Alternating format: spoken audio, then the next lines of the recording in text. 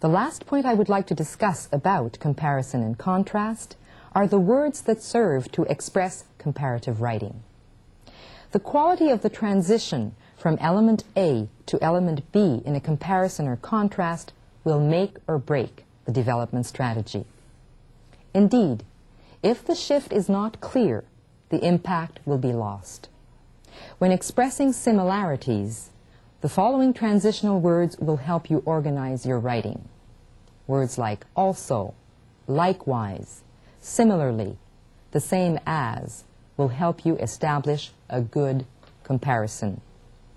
Consider the following example where the writer compares cats and dogs.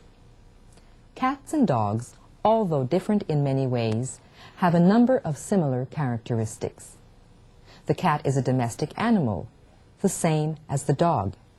The cat shows contentment when its master arrives by purring or mewing. Likewise, the dog expresses satisfaction at the sight of its master by wagging its tail and jumping up to be patted.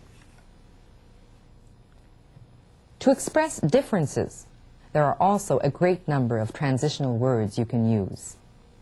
If you wish to show contrast with the same sentence, use one of the following expressions: although, even though, while, instead, as in the following example.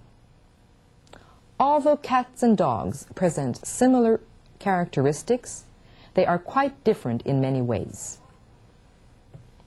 When the second sentence is the one that expresses a contrast, use the following transitional words: but, still, yet, however, even so, by contrast, on the contrary, nevertheless, or on the other hand. Look at this example.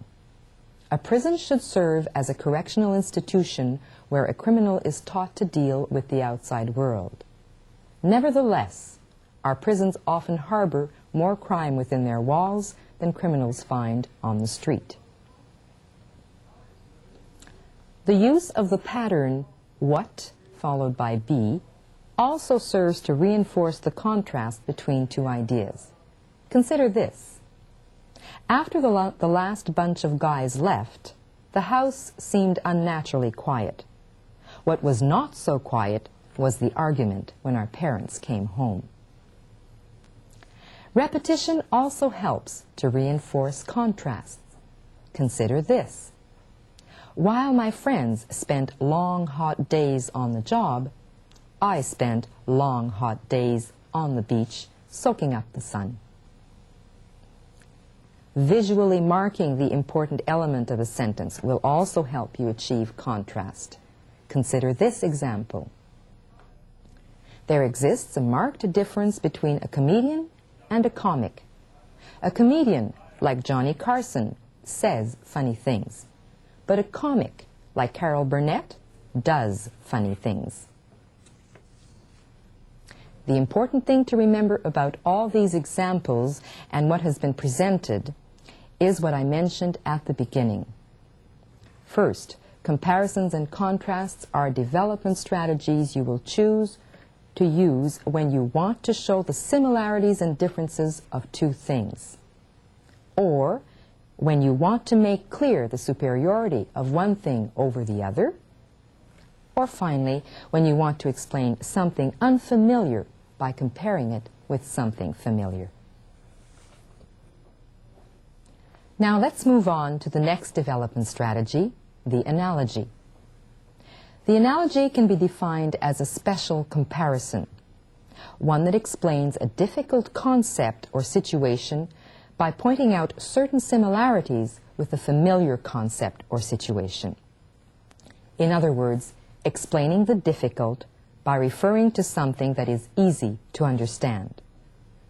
One writer, for instance, explains the diffusion of gases by comparing the behavior of gas molecules in a container with the behavior of people in an elevator, both spreading out to fill the available space.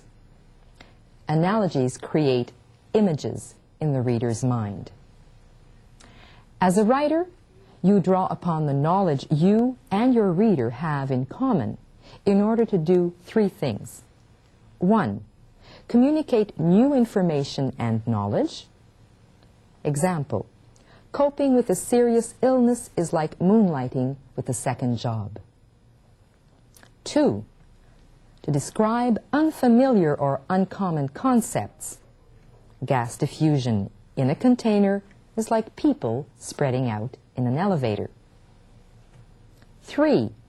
To convince your reader about your own point of view. My first Christmas with my in-laws was like a visit to the foreign country. If you decide to use the analogy as a development strategy, remember the following points. First, you should compare your subject to a variety of things that are different in appearance, form, or kind, but similar in behavior. For instance, if your subject were living next door to the United States, you could say that it is similar to sleeping with an elephant or living under a volcano. Second, you would have to choose the similarity that best fits the purpose of your text. If you were living in Cuba, for instance, you would probably use living under a volcano, thus suggesting the hostile attitude of the country you have as a neighbor. But if you were living in Canada, you would probably choose sleeping with an elephant to show that the United States is a friendly neighbor, but that it could be potentially dangerous. Third, you would be ready to develop your paragraph by exploring the similarities the analogy has suggested. What would sleeping with an elephant be like? If the elephant rolled over, you could be crushed. If the elephant snuggled up, he could strangle you with his trunk. So, although the country might be friendly, its overwhelming power could become dangerous. Consider this example. For a native woman, losing treaty rights was like being disowned by her family. She lost her claim to all the benefits of tribal membership, such as health care and education, and so did her children. And if her marriage failed, she had no home to go to. Remember that the analogy creates a vivid image in the reader's mind. It usually calls upon his or her emotions and knowledge. This brings us to the end of today's presentation.